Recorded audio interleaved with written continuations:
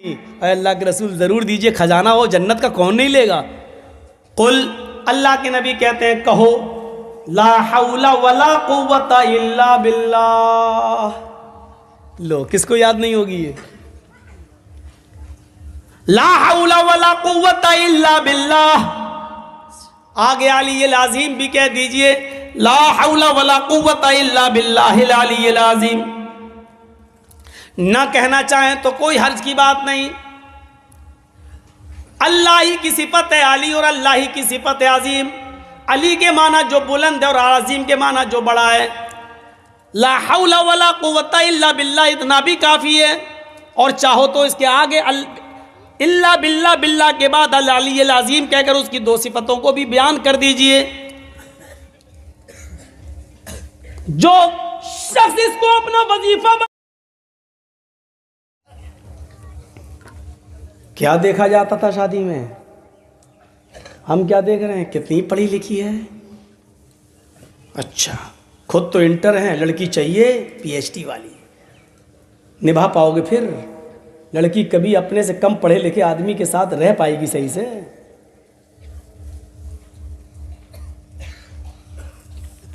ہم کیا دیکھ رہے ہیں اور وہ کیا دیکھ رہے تھے؟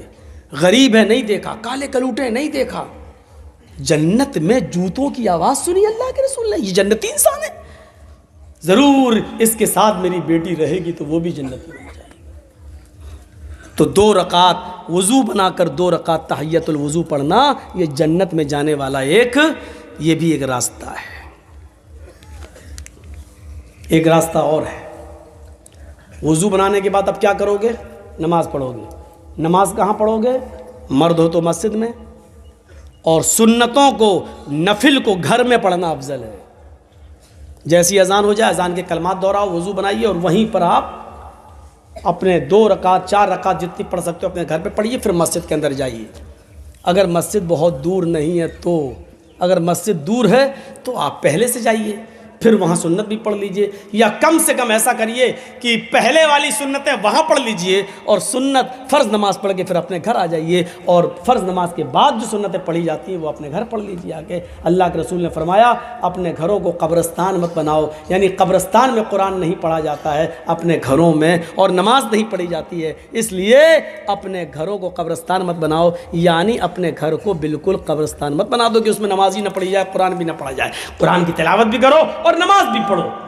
تو اسی لیے کیا فرمایا؟ جنت میں جانے والا ایک راستہ مسجد بھی بناؤ، اور مسجد جو اللہ کے لیے بنائے گا تو اللہ اس کے لیے جنت میں گھر بنائے گا۔ حدیث یہ ہے، من بنا للہ مسجدا بنا اللہ لہ بیتا فی الجنہ، جو دنیا میں اللہ کا گھر بنائے گا، جو دنیا میں اللہ کے لیے مسجد بنائے گا، اس میں بڑھ چڑھ کر حصہ لے گا، مسجد بنانے کے لیے چندہ دے گا، اس میں بڑھ چڑھ کر حصہ لے گا، بنا اللہ لہ بیتا فی الجنہ، تو قیامت کے دن اللہ تعالی جنت کے اندر اس کے لیے گھر بنائے گا۔ جو دنیا میں اللہ کا گھر بنائے گا مسجد، تو اللہ جنت میں اس کا گھر بنائے گا۔ یہ لیجئے، مسجد بنانے میں چندہ دینا، مسجد بنانے میں تعاون کرنا بھی جنت میں جانے والا راستہ ہے، جنت میں جانے والا راستہ ہے۔ مسجد میں جائیے، نماز پڑھیے اور مسجد بنوائیے، جنت میں جانے والا راستہ۔ اب نماز پڑھ کے بیٹھ گئے ہیں، اب کیا کرنا ہے؟ اب دعائیں پڑھیے، اللہ اکبر، استغفر اللہ استغفر اللہ استغفر اللہ، اللہم انت السلام و منک السلام، بہت سی دعائیں بتائی ہیں اللہ کے نبی نے، پڑھیے۔ لیکن جنت میں لے جانے والا راستہ کیا ہے؟ نماز کے بعد، نماز تو ہے ہی، وہ تو آپ پڑھ چکے، نماز کے بعد ایک آیت ایسی ہے، اگر آپ نے فرض نماز کے بعد اس کو پابندی کے ساتھ پڑھتے رہے تو وہ آیت کا پڑھنا آپ کو جنت میں لے جائے گا۔ آیت سب سے لمبی ہے، آیت، حدیث کیا ہے؟ من قرأ آیت الکرسی بعد صلاۃ المکتوبۃ لم یمنعہ من دخول الجنۃ الا الموت۔ یہ ہے حدیث۔ جس آدمی نے ہر فرض نماز کے بعد، آدمی ہی نہیں عورت بھی اس میں شامل ہے، آدمی بول دیتا ہوں میں، تھوڑا سا لہجہ اب یہ ہو گیا ہے نا، اس میں جتنی بھی باتیں بتا رہا ہوں اس میں عورتیں بھی شامل ہیں. یہ مت سوچنا یہ تو آدمی کے لیے کہہ دیا مولانا نے, نام بھی لے لیا جس آدمی نے. نہیں, اس میں آپ بھی شامل ہو میری بہنوں, میری ماؤں, میری قوم کی بیٹیوں, اس میں آپ بھی شامل ہو. من قرأ, آج اتنی حدیثیں میں پڑھ رہا ہوں آپ کے سامنے, اپنی پوری زندگی میں اتنی حدیثیں میں نے کبھی نہیں پڑھی ہیں. سنیے, من قرأ آیت الکرسی بعد صلاۃ المکتوبتی, جس نے ہر فرض نماز کے بعد جس نے آیت الکرسی پڑھ لی اور اس کو اپنا معمول بنا لیا, عادت بنا لی, لم یمنعہ من دخول الجنت الا الموت, اس کو جنت میں جانے سے سوائے موت کی اور کوئی چیز نہیں روک رہی ہے. اس کو جنت میں جانے سے سوائے موت کی اور کوئی چیز نہیں روک سکتی ہے. یعنی یاد بھی جنتی ہے, یاد بھی جنت میں جانے سے صرف اس لیے رکا ہوا ہے کیونکہ اس کو موت نہیں آ رہی ہے. موت آئے گی اور جنت میں چلا جائے گا. اس آدمی کو جنت میں جانے سے صرف موت روک رہی ہے, مرا اور جنت میں داخل. یہ لیجئے کتنی بڑی فضیلت ہے. لیکن اس فضیلت کو حاصل کرنے کے لیے معاف کیجئے گا آیت الکرسی آپ کو یاد کرنا پڑے گی. گانا یاد ہو جاتا ہے, اتنے لمبے لمبے گانے یاد ہو جاتے ہیں, تیری آنکھیں جھکی جھکی, وہ کون کون سے گانے چلتے ہیں بے. لاسٹ میں جب ہم اترے تو میں نے اس سے کہا کہ اچھا ایک بات, پیسہ اس کو دیا, 15 روپے اس نے مانگے تھے, کئی سال پہلے کی بات ہے. میں نے اس کو 15 روپے دیے تو میں نے کہا اچھا بھائی چلتے چلتے تھوڑا سا کلمہ ہی سنا دو, تم کلمہ یاد ہے تمہیں؟ کہتا بس مولوی صاحب کلمہ ہی یاد نہیں اور میرا پورا اسلام بالکل ٹھیک ہے. میں نے کہا واہ صاحب, کلمہ تجھے یاد نہیں اور تیرا اسلام ٹھیک ہے, یہ کون سا اسلام ہے جو بالکل ٹھیک ٹھاک ہے؟ کلمہ یاد نہیں, لا الہ الا محمد رسول اللہ, اور کہہ رہا میرا پورا اسلام ٹھیک ہے. تو دنیا میں ایسے بھی لوگ ہیں جن کو کلمہ یاد نہیں اور کہہ رہے میرا اسلام ٹھیک ہے. ایسے لوگ بھی موجود ہیں. تو من قرأ آیت الکرسی, آیت الکرسی کو یاد کریے, کتنی بڑی فضیلت ہے اس کی. ہم اس دنیا میں کیوں آئے؟ صرف کھانے اور پینے اور اپنے ماں باپ کی گاڑی کمائی کو عیش و آرام میں اڑا دینے کے لیے, جوئے اور سٹے میں اڑا دینے کے لیے, لاٹری خریدنے کے لیے, سود اور بیاس میں اڑا دینے کے لیے, شراب پینے کے لیے, گانجا اور اسمیک اور ہیروئن اور براؤن سگر استعمال کرنے کے لیے, بس اس لیے ہم اس دنیا میں پیدا ہوئے ہیں کیا؟ اپنے آپ کو پہچانو. قرآن تمہارے پیدائش کا مقصد بتا رہا ہے, وَمَا خَلَقْتُ الْجِنَّ وَالْإِنسَ إِلَّا لِيَعْبُدُونَ. او میرے بندو, میں نے تو تمہیں اس دنیا میں بھیجا ہے, اس دنیا میں پیدا کیا ہے تو صرف اس لیے کیا ہے تاکہ تم میری ہی عبادت کرو, میری ہی پوجا کرو, میری ہی بھکتی کرو, میرے علاوہ کسی اور کی عبادت نہ کرو. اس دنیا میں تو انسان عبادت کے لیے آیا ہے. اچھا میں کسی کو کھڑا کر کے آیت الکرسی سنتا ہوں, ایسا لگے گا آپ کل صبح ہو کے کہیں گے مولانا صاحب یہ کام غلط کیا آپ نے. سب کے سامنے کسی کی انسلٹ کرنا اچھی بات تھوڑی ہے. میں امتحان لینا چاہتا ہوں کہ ہمارا اسلام کتنا ہے, کتنے لوگوں کو آیت الکرسی یاد ہے. ایک کو کھڑا کر کے پوچھنا چاہتا ہوں, لیکن کل صبح ہماری ہی بدنامی ہوگی.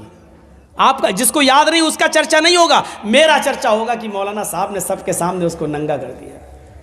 چھوڑو, مجھے کیا ضرورت ہے کسی کی انسلٹ کرنے کی. مجھے کسی کے سامنے ننگا کرنا مقصد نہیں ہے, اللہ کی قسم نہیں ہے. حضرت عمر فاروق کے زمانے میں ایک مسجد کے اندر کسی کی ہوا خارج ہو گئی, ایک صحابی کی, بدبو آ گئی. اب نماز کا ٹائم کھڑا ہے. حضرت عمر فاروق نے کہا اگر جس کی ہوا خارج ہوئی ہو وہ جائے اور وضو بنا کے دوبارہ آ جائے, تب تک ہم نماز ابھی کھڑی نہیں کر رہے ہیں, ابھی ہم نماز کے لیے کھڑے نہیں ہو رہے ہیں. جاؤ. اب شرم کی وجہ سے جا نہیں رہا, جس کی ہوا خارج ہو گئی بیٹھا. حضرت عمر نے 3 بار کہا جاؤ نا, یہ تو طے ہے کہ ہوا کسی کی خارج ہوئی ہے, لیکن اب کوئی نہ تو بتا رہا ہے اور نہ جا رہا ہے اٹھ کے. تو ایک صحابی نے کتنا اچھا مشورہ دیا, کہا امیر المومنین ایک کام کیجئے نا, ہم سب لوگ وضو بنا لیتے ہیں دوبارہ. ہم سب لوگ دوبارہ وضو بنا لیتے ہیں، اس میں وہ آدمی بھی شامل ہو جائے گا جس کا وضو ٹوٹ گیا ہے، اور اس آدمی کی انسلٹ بھی نہیں ہوگی، اور ہم لوگ دوبارہ وضو بنا لیں گے تو ایک ثواب بھی مل جائے گا، اور اس آدمی کی ہم عزت بچا بھی لیں گے۔ حضرت عمر نے کہا میں خوش ہوا تمہارے اس مشورے سے، چلو ہم سب وضو بنا لیتے ہیں، دوبارہ وضو۔ میرا مقصد ہی نہیں ہے کسی کو ذلیل کرنے کا، ہم کھڑا کر کے کیوں آپ سے پوچھیں گے آیت الکرسی، لیکن ایک میسج دینا چاہتا ہوں۔ میں نے یہ دیکھا کہ جب میں نے کہا اچھا میں کسی کو کھڑا کرتا ہوں تو میں نے چہرے دیکھے آپ کے پھراٹے لنو، بہت سوں کے سر نیچے ہو گئے، کہیں ہم کو کھڑا نہ کر دے، اور یہ معلوم نہیں جس کا سر نیچے ہوتا میں اسی کو کھڑا کرتا ہوں۔ ہم نے بھی تو 20 سالوں سے تقریریں کی ہیں، ہم بھی تو سمجھ گئے ہیں کہ جیسے ٹی چہرہ دیکھ کے پہچان لیتا ہے کہ کون ٹکٹ والا ہے کون بغیر ٹکٹ، ہم بھی اتنا تو سمجھ ہی گئے کہ کس کو یاد ہوگی اور کس کو نہیں یاد ہوگی، لیکن انسلٹ کرنا میرا مقصد نہیں ہے، صرف اتنا کہوں گا جن کو یاد نہیں ہے وہ یاد کریں، اتنی بڑی فضیلت ہے۔ من قرأ آیت الکرسی بعد صلاۃ المکتوبہ، جس نے ہر فرض نماز کے بعد آیت الکرسی پڑھنا اپنا معمول بنا لیا، لم یمنعہ من دخول الجنت الا الموت، اس کو سوائے موت کے جنت میں جانے سے کوئی چیز نہیں روک رہی ہے۔ ایک اور دعا سکھلا رہا ہوں آپ کو، بہت چھوٹی سی دعا، اور جنت کا خزانہ، آئے ہائے ہائے، جنت کا خزانہ، آپ کو جنت کا خزانہ مل گیا۔ میری بہنوں سنو، چھوٹی سی دعا ہے، چھوٹی سی، اور یاد بھی ہوگی، لیکن ہم پڑھ نہیں رہے بس۔ الا ادلکم علی کنز من کنوز الجنہ، اللہ کے نبی صحابہ کرام کے اندر بیٹھے ہوئے ہیں، صحابہ کرام جیسے آپ لوگ بیٹھے میرے سامنے، ایسے اللہ کے نبی درس دے رہے ہیں، نصیحت کر رہے ہیں، اور آپ ان سے پوچھ رہے ہیں کیا میں تمہیں جنت کے خزانوں میں سے ایک بہت بڑا خزانہ نہ دے دوں؟ کیا تم جنت کا بڑا خزانہ لوگے؟ اچھا خزانہ سمجھتے ہیں نا؟ اللہ کا شکر ہے۔ کیا میں تمہیں جنت کا سب سے بڑا خزانہ نہ دے دوں؟ جنت کے بہت بڑے بڑے خزانوں میں سے ایک بڑا خزانہ ہے، کیا میں تمہیں نہ دے دوں؟ صحابہ نے کہا قالوا بلا، کیوں نہیں، اے اللہ کے رسول ضرور دیجئے، خزانہ ہو جنت کا کون نہیں لے گا؟ قل، اللہ کے نبی کہتے ہیں کہو، لا حول ولا قوت الا باللہ۔ لو کس کو یاد نہیں ہوگی یہ؟ لا حول ولا قوت الا باللہ۔ آگے علی العظیم بھی کہہ دیجئے، لا حول ولا قوت الا باللہ العلی العظیم۔ نہ کہنا چاہیں تو کوئی حرج کی بات نہیں، اللہ ہی کی صفت ہے علی، اور اللہ ہی کی صفت ہے عظیم۔ علی کے معنی جو بلند ہے، اور عظیم کے معنی جو بڑا ہے۔ لا حول ولا قوت الا باللہ اتنا بھی کافی ہے، اور چاہو تو اس کے آگے الا باللہ، باللہ کے بعد العلی العظیم کہہ کر اس کی دو صفتوں کو بھی بیان کر دیجئے۔ جو شخص اس کو اپنا وظیفہ بنا لے، لا حول ولا قوت الا باللہ، اٹھتے بیٹھتے چلتے پھرتے اس دعا کو پڑھتا رہے۔ ہم صرف ایک ہلکا درجہ بتلا رہے ہیں۔ اللہ کے نبی صلی اللہ علیہ وسلم نے فرمایا سب سے ہلکا مقام اس کا یہ ہے، سب سے ہلکا فائدہ یہ ہے کہ آپ کو جو ٹینشن ہے، جو غم ہے، جو آپ کی دماغ میں الجھنے ہیں، آپ کا دماغ مائنڈلی ڈسٹرب ہے، دنیا کی تمام باتیں آپ سوچتے رہتے ہیں، لا حول ولا قوت الا باللہ آپ کے دماغ کی الجھنوں کو، ٹینشنوں کو ختم کر دیتا ہے۔ یہ دماغی الجھنوں سے آپ کو نجات دلاتا ہے۔ میں سمجھتا ہوں اس سے بڑی کوئی بیماری نہیں ہے۔ یہی تو بیماری ہمیں لگی ہے۔ میری 4 بیٹیاں ہیں، چاروں جوان ہو چکی ہیں، ان کی شادی کرانا ہے، گھر میں کچھ ہے نہیں، میں کیا کروں؟ ہمیں یہی تو ٹینشن ہے کہ میرا بیٹا انٹر پاس کر چکا ہے، بایو سبجیکٹ ہے، سائنس اس نے لیا ہے، اب اس کا MBBS میں ایڈمیشن نہیں ہو رہا ہے، اب کیا کریں؟ ہم 50-60 لاکھ روپے کہاں سے لے کے آئے ہیں؟ اس کو پڑھنے کے بعد کیا کرے گا؟ اس کو نوکری ملی یا نہیں؟ یہی تو ٹینشن ہے ہمیں۔ لا حول ولا قوت الا باللہ، یہ ان ٹینشنوں کو ختم کرنے کی دعا ہے۔ یہ سب سے ہلکی بیماری ہے جس کو یہ دور کرتی ہے۔ 98 بیماریاں اس سے بھی بڑی بڑی ہیں جس سے لا حول ولا قوت الا باللہ پڑھنے سے دور ہوتی ہیں۔ لا حول ولا قوت الا باللہ 99 بیماریوں کا علاج ہے، اور سب سے ہلکی بیماری یہ ہے کہ غم و فکر دور ہوتے ہیں، یعنی اس سے بڑی بڑی اور بیماریاں جو اس سے دور ہوتی ہیں۔ اب تھوڑا سا نمبر آ گیا ہے، ہماری ماں بہنوں کا، ان کو بھی تو جنت میں ان کے لیے اسپیشل ایک حکم ہے. یہ سارے کام کرنے پر ان کو بھی جنت ملے گی، لیکن ایک حکم ان کے لیے الگ ہے. کیا ہے وہ سن لیجیے. المرأۃ اذا صلت خمسها وصامت شهرها وأطاعت بعلها وأحسنت فرجها. ترتیب تھوڑی سی الٹ گئی. احسنت فرجہا پہلے ہے، وأطاعت بعلها بعد میں ہے. چلو اب صحیح کر دیتے ہیں. المرأۃ اذا صلت خمسها وصامت شهرها وأحسنت فرجها وأطاعت بعلها فلتدخل من أي أبواب الجنة شاءت. رواہ احمد فی مسندہ. اس حدیث کو امام احمد اپنی مسند کے اندر لائے ہیں، امام بیہقی اپنی سنن کے اندر لائے ہیں. حدیث صحیح ہے. عورت یہ 4 کام کر لے تو اس کو جنت میں داخل ہونے سے کوئی چیز نہیں روکتی. کون کون سے 4 کام ہیں؟ بڑے آسان کام. میری ماں بہنوں سن لو تمہارے لیے. المرأۃ اذا صلت خمسا، جو عورت 5 وقت کی نماز پڑھتی ہو. مردوں کے لیے بھی حکم ہے لیکن یہاں عورتوں کے لیے خاص کر دیا گیا. جو عورت 5 وقت کی نماز پڑھتی ہو، وصامت شہرا، اور رمضان کے پورے مہینے کے روزے رکھتی ہو.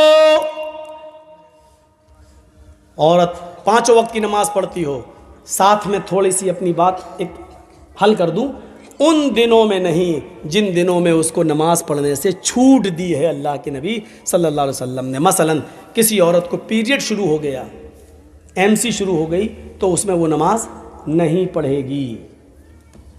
جتنے دن اس کو بلڈ آ رہا ہے نماز چھوڑ دے گی. سامت شہرا، رمضان کے پورے مہینے کے روزے رکھے گی. اگر اس مہینے میں اس کو پیریڈ شروع ہو جائے تو اتنے روزے چھوڑ دے گی جتنے دن اس کو مہینہ آ رہا ہے. مغرب کی اذان میں 1 منٹ رہ گیا ہے روزہ افطار کرنے میں، اور 1 منٹ پہلے اس کو پیریڈ شروع ہو گیا، تو یہ روزہ اس کا بیکار مانا جائے گا. پورا دن بھر اس نے روزہ رکھا اس بیچاری نے، لیکن 1 منٹ رہ گیا اور اس کو پیریڈ شروع ہو گیا تو یہ روزہ نہیں مانا جائے گا. لیکن بیکار نہیں ہوگا روزہ. اللہ تعالیٰ اتنی دیر بھوکا اور پیاسا رکھنے کے عوض اس کو ثواب دے گا، لیکن روزہ اس کا نہیں مانا جائے گا. اس روزے کو بعد میں وہ پورا کرے گی، اور اس کے علاوہ جتنے چھوٹیں گے ان روزوں کو بھی بعد میں پورا کرے گی. اللہ ثواب دے گا اس کو. صبح سے شام تک بیچاری، وہ تو نیت تھی نا اس کی روزے کی. اب اس کو 1 منٹ پہلے ہی اگر پیریڈ شروع ہو گیا تو اس بیچاری کا کیا قصور ہے؟ لیکن روزہ نہیں مانا جائے گا، اللہ ثواب دے گا. جاؤ بچوں. ارے وہ جو بچے کھو گئے تھے ان کو ماں باپ ملے کہ نہیں ملے؟ اور نہ ملے ہوں تو ہم کو دے دینا، بھیا میں جا رہا ہوں، لے جاؤں گا اپنے گھر. اگر فالتو ہوں تو مل گئے ہوں گے، مجھے معلوم ہے. مسلمان پیدا کرنے میں بڑے ماہر ہیں، دیکھ بھال کرنے میں ماہر نہیں ہے کہ بچوں کی دیکھ ریکھ کریں. بتائیے، گاؤں کا نام تک نہیں بتا پا رہا ہے. سنیے میرے بھائیوں، اب فرق دونوں میں کیا ہے؟ ان دنوں میں نماز بھی چھوڑے گی اور ان دنوں میں روزہ بھی چھوڑ دے گی. فرق دونوں میں اتنا ہے کہ نماز تو بعد میں پورا نہیں کرے گی. جو نماز چھوٹ گئی ہے اس کو دہرائے گی نہیں، اس کو پورا نہیں کرے گی. لیکن جو روزے چھوٹ گئے ہیں ان کو بعد میں پورا کرے گی. رمضان دوسرا مہینہ آنے سے پہلے روزوں کو پورا کرے گی، کیونکہ روزے 2 3 5 چھوٹتے ہیں، لیکن نمازیں 5 6 دن کی چھوٹتی ہیں. ظہر اثر میں ایک دن میں 5 رکعتیں چھوٹتی ہیں. مان لیجیے 5 دن تو 25 رکعت، کیسے وہ پڑھے گی؟ یہ مشکل تھا اس کے لیے. اس لیے اللہ کے رسول نے ان دنوں میں نماز ختم ہی کر دی ان عورتوں کے اوپر، اور گناہ بھی ہٹا دیے. اس کو گناہ نہیں پڑے گا. دیکھیے، کوئی ضروری نہیں ہے جو ہماری عقل میں بات نہ آئے وہی صحیح ہے، جو عقل میں آئے وہی صحیح ہے. ضروری نہیں ہے. عقل کیا کہتی ہے؟ نماز پورا کرنا چاہیے. کیوں؟ نماز کسی حال میں معاف نہیں ہے. لیکن اللہ تعالیٰ نماز کو दोहराने का हुक्म नहीं दे रहा कि 5 दिन की जो नमाज छूट गई उसको बाद में पढ़ें। देखिए, जो किसी भी हाल में माफ नहीं है, लेकिन औरत के ऊपर से माफ कर दिया। और जिसमें रोजा बाद में रखने का हुक्म है, जिसमें यह है रोजे की रुख्सत है, अगर सफर में हो तो रोजा छोड़ दो, हुक्म है। रोजा सफर में हो तो रोजा छोड़ दो, बीमार हो तो छोड़ दो। जिसको छोड़ने का हुक्म है उसके बारे में हुक्म यह है कि अगर जो छूट गए हो उसको बाद में पूरा करना पड़ेगा। अकल में नहीं आती बात, लेकिन मानना पड़ेगा, चाहे तुम्हारी अकल में आए या ना आए, क्योंकि मौलाना जर्जीस की अकल जो कह रही है वो इस्लाम नहीं है। इस्लाम वो है जो जनाब मोहम्मद रसूलुल्लाह ने हमें बताया। आपको मालूम है, हज़रत अम्मार और हज़रत उमर ये दोनों सफ़र कर रहे थे और एक जंगल में पहुंच गए सफ़र करते हुए। तो सोचा कि यहीं सो जाओ और सुबह निकलेंगे। अब तो दोनों सो गए जंगल में, दूर पहुंच गए थे, जंगल में दोनों सो गए। और दोनों ही को जब फजर में नमाज़ पढ़ने के लिए उठे तो दोनों की लुंगी ख़राब हो गई थी, यानी वो गुस्ल की ज़रूरत हो गई थी। होता है, इंसान है, फितरत है। हज़रत अम्मार ने कहा, भाई मैं नमाज़ नहीं पढ़ सकता क्योंकि मैं जुम्बी हो गया। हज़रत उमर ने कहा, वही हाल तो मेरा भी हो।